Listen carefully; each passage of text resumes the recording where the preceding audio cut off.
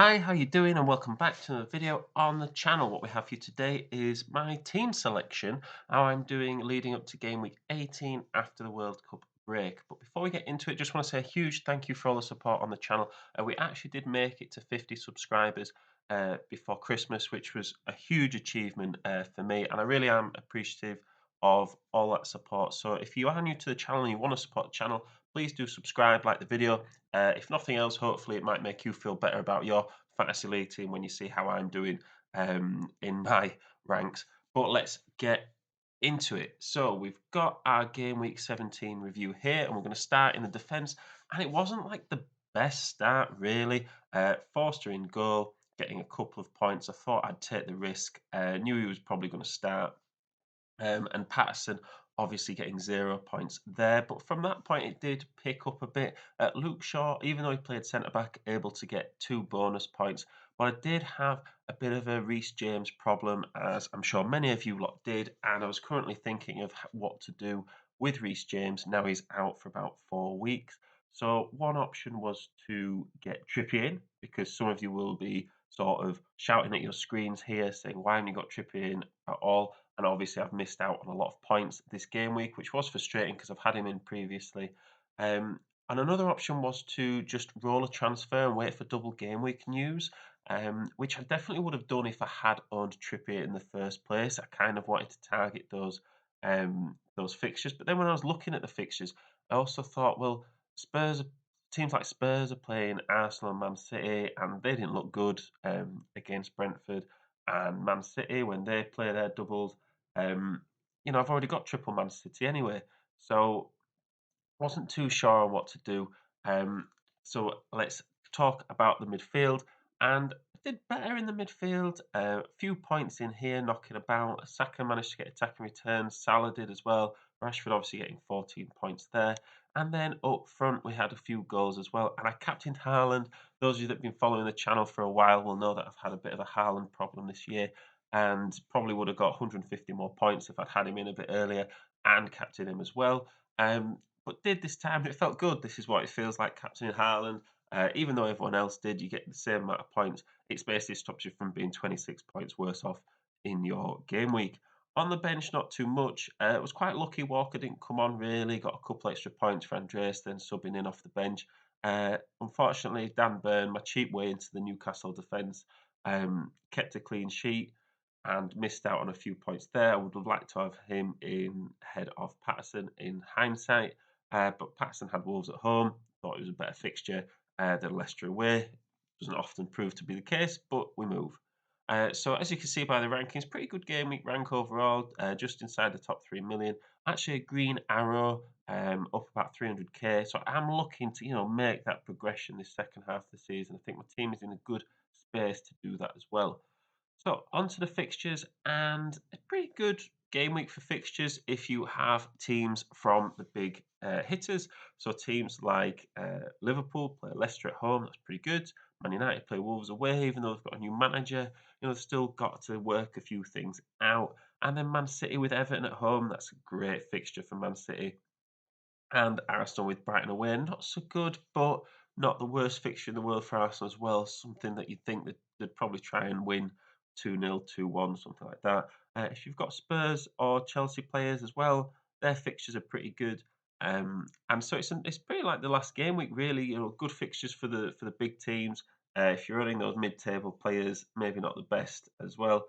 In terms of captaincy, it's hard to look past Haaland with Everton at home, given Everton's form and Haaland's form. So if you're feeling safe and you're looking to, get up the ranks a bit or not lose rank, I would say go with Man City and Haaland.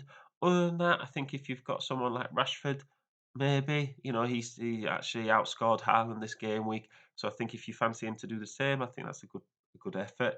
And possibly Salah at home to Leicester as well. If Leicester continue their form um, that they had in the last game week, I think they'd be a good option. But really, it's hard to argue against captaining Haaland for Everton at home. Onto my team then for this game week, and we obviously had to get Trippier in, if not to fall further behind. There was a couple of transfers, Trippier and Mitrovic I've had in right before the break this season, and if I'd have had them in, I probably would have got about 30 more points, at least 25 more points, and that would have put me nearly at the over the 100 point mark, which would have increased my rank even more. But it's not time to really regret that. Can you get him in? Yes, you can. So get him in. Don't fall even further behind. Um, Starting with Ward at Liverpool away. Um, you know, is what it is. He's the cheapest goalkeeper that plays, to be honest, and it helped me get in some good players in around my squad. So I'm just going to take the rough with the smooth with him. If Leicester kept a few clean sheets before the international break, I should know because I had him on my bench and I missed out on all those points. But hopefully, now he's in my squad. We can, when he gets this Liverpool game out of the way, can recreate those clean sheets moving forward. Got Kyle Walker, expecting him to come back into the Man City lineup. Everton at home, we've just spoken about. Great fixture for Man City. Now we've got Trippier in, Leeds at home as well. And Luke Shaw, yeah, hopefully he will keep playing, whether that's at centre back or full back. I fancy Man United to keep a few clean sheets in the next couple of game weeks as well. And he's only 4.8 million. I think that's pretty low risk investment, to be honest, in terms of the rest of my squad. Moving into midfield, and we've got Saka with Brighton away. Now, I think this is quite a good fixture for Arsenal.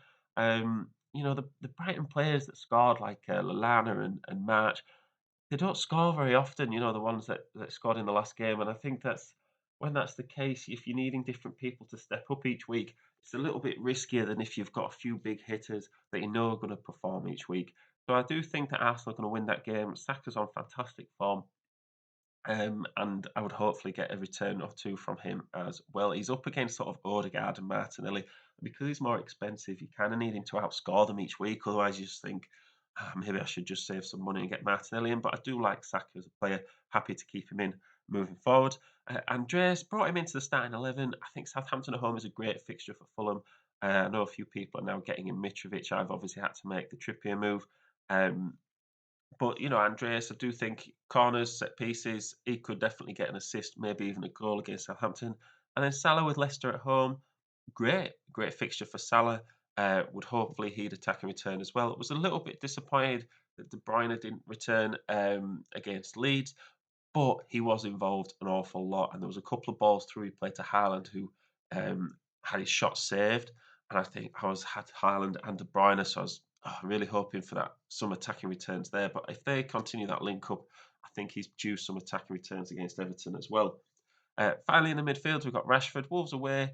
Would hopefully Rashford could continue his form. I think he's looks a different player than even before the World Cup. I think he got a lot of confidence away on international duty, and so I think he's someone that could have a massive second half of the season.